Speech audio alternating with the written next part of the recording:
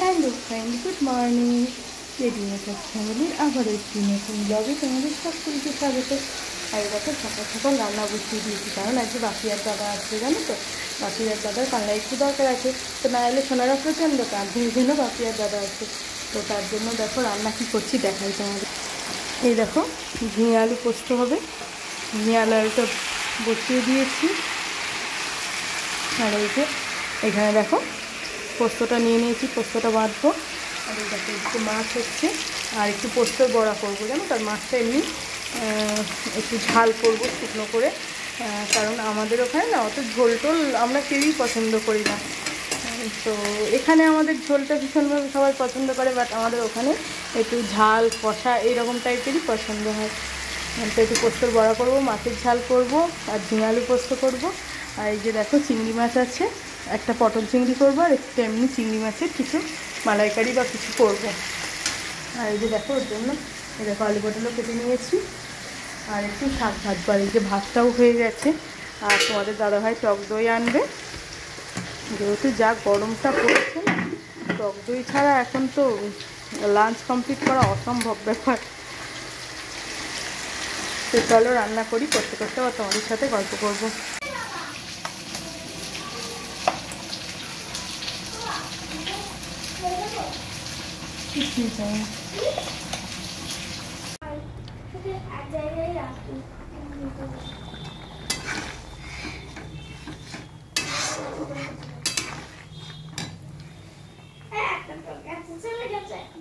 বাবলু গুলো আমার কত হেল্প করছে, দেখেছো?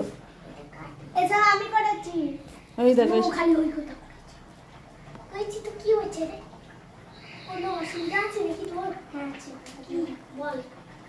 দেখো যেমন টাকা ভাত তেমন রেখে উঠে পড়েছে। আমি তো খাচ্ছি। ওই দেখো, দেখেছো দুষ্টুটাকে? এদের খাওয়ার অবস্থা এইরকম, আমি না খাইয়ে দিলে। এখানে আমার রান্না রেডি। কি কি করেছি দেখিয়ে দেখো। পাট শাক ভাজা, হ্যাঁ, পোস্তর বড়া, এখানে চিংড়ি মাছের মালাইকারি করেছি, এখানে ডিমের কষা করেছি, এখানে আলু পটল চিংড়ি, ঝিঙে আলু পোস্ত, মাছের ঝাল। আর ডালটা করবো ভেবেও করলাম না, কারণ ডালটা আমাদের ওখানে কেউই সেইভাবে পছন্দ করে না, জানো তো। আর এই দেখো এখানে টক দই আছে, তোমার দাদাভাই এনেছে তোমাদের। আর এই যেখানে একটু মিষ্টি এনেছে। এই হচ্ছে আজকে আমার লাঞ্চ মেনু।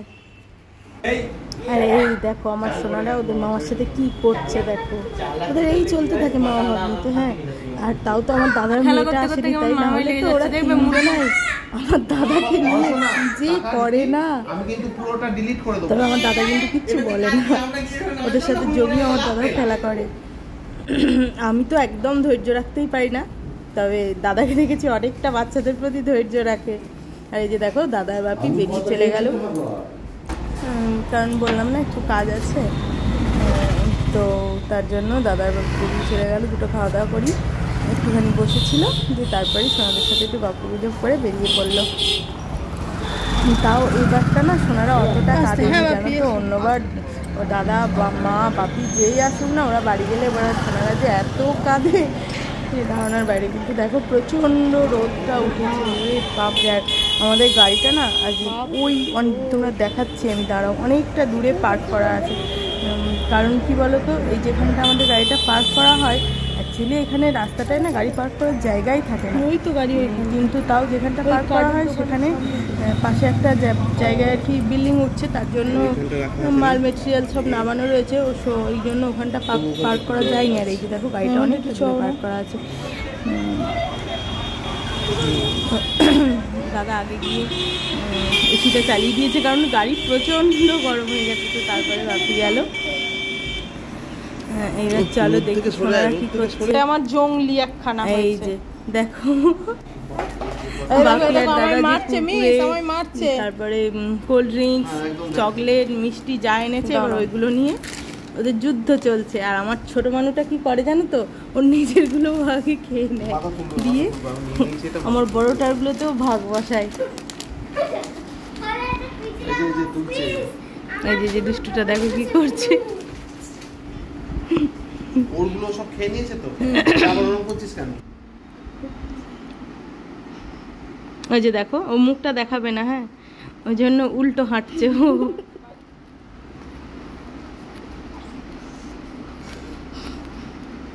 দেখো কি হচ্ছে, দেখো সব যেতে দে।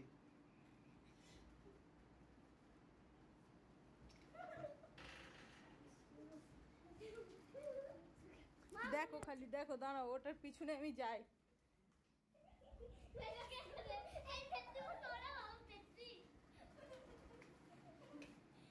এই দেখো এই দেখো দেখো, না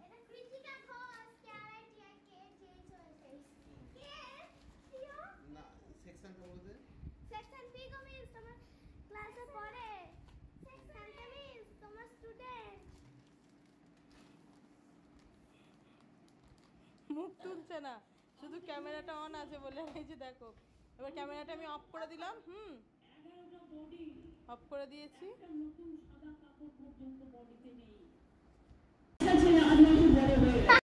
দেখো আমি একটু বেলের শরবত করতে বসেছি।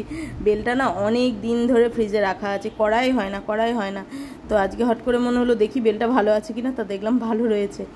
তা জমিয়ে বসে বেলের শরবতটা করছি, কারণ মারাত্মক দুপুরবেলাগুলো গরমে কষ্ট হয় জানো তো। ও বাপরে বাপ, কি ওয়েদার যে হয়েছে না। তো এই যে দেখো বেলের শরবতটা আমি করে নিচ্ছি। আমার সোনাদের সেদিকে কোনো ইন্টারেস্টও নেই, ওদের খাওয়ার কোনো ইচ্ছাও নেই। এই যে আমি আর তোমাদের দাদাভাই খাবো। বলো কেমন হয়েছে? খাচ্ছে, কেমন হয়েছে শোনো কাছ থেকে। হ্যাঁ ফার্স্ট ক্লাস হয়েছে। কি করছিস তোরা? সবাই দুপুরবেলা ঘুমায়। এই দেখো ওরা কি করছে দেখো। আমার ঘুম পাই না, কিন্তু না করে না এনে না।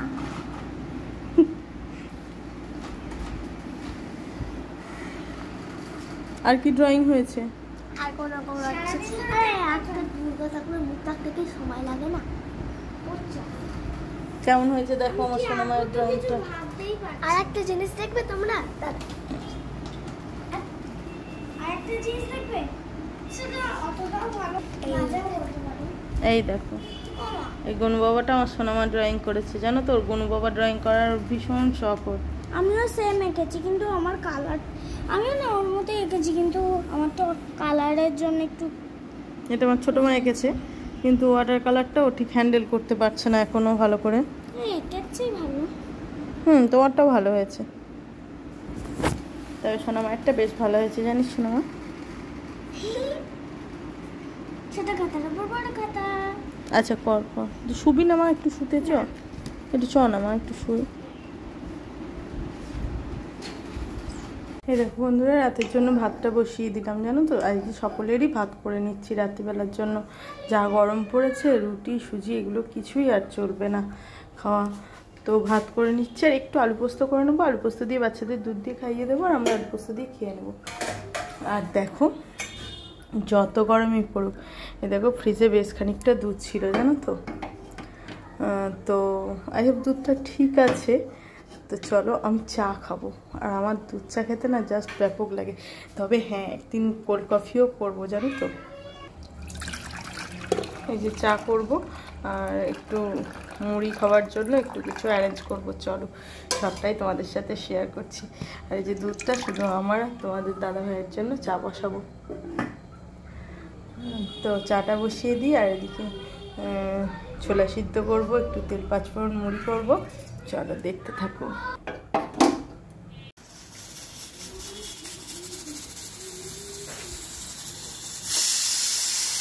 ভাত করতে শুরুতে গেছে, না দিয়ে নিচ্ছি। আর যে ছোলাটা, এটা সিদ্ধ করতে বসিয়ে দেবো। আর এই যে দেখো দুধটা সিম করে অনেকক্ষণ ফুটিয়েছি। এবার দুধের মধ্যে একটু কড়া করে চাটা বানাবো জানো তো। চাটা দিয়ে দিলাম, আর এই দেখো একটু এলাচ লবঙ্গ দিয়ে দিচ্ছি।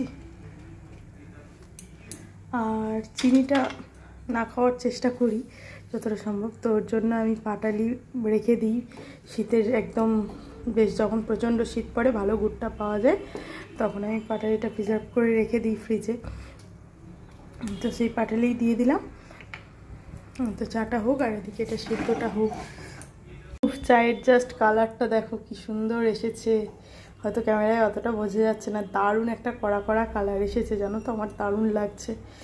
আর চলো চাটা এবার নাবিয়ে মুড়ি তেল ফোড়নটা বসাবো। আর কি বলো তো, গরম যাই পড়ুক, জমিয়ে খাওয়া দাওয়া আমাদের বন্ধ হয় না।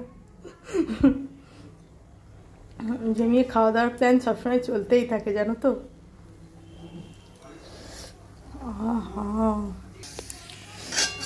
এই দেখো অল্প কটা বাদাম একটু শুকনো করে আগে ভেজে নিচ্ছি, তারপর তেল দেবো।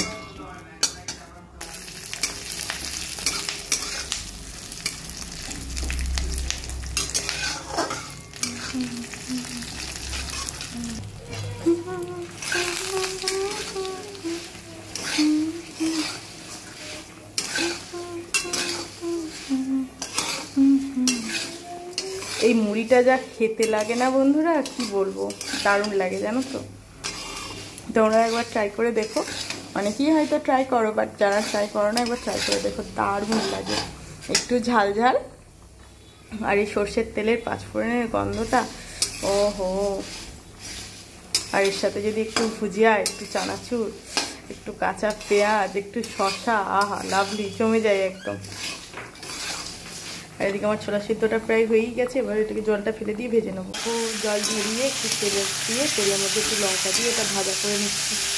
আর এর মধ্যে একটু কী দিয়ে দেবো দেখবে, এই যে একটু লবণ আর একটু গোলমরিচ, বেশ একটু হালকা ঝাল ঝাল হবে। খুব বেশি ঝাল দিতে পারছি না, যেহেতু আমার ছোটো মাটা বেশি ঝাল খেতে পারে না। আর এদিকে মুড়িটা অফ করে রেখে দিয়েছি, আর ওদিকে চাটাও ঢেকে রেখেছি। চলো এবার জমিয়ে খাবার দাবারগুলো বাড়ি দিয়ে খেতে বসে বসে তোমাদের সাথে গল্প করছি। ওকে, ও সন্ধ্যের খাবার খালি আমাদের দেখো। হ্যাঁ, আমরা খালি খাওয়ার প্ল্যান করি দুজন, না ওই জন্য দিন দিন আরও গুলুগুলো হচ্ছি। এই দেখো, আর এই যে শেষ পাতে একটু মিষ্টিও আছে। হ্যাঁ, এরপর আবার রাতের খাবার আছে।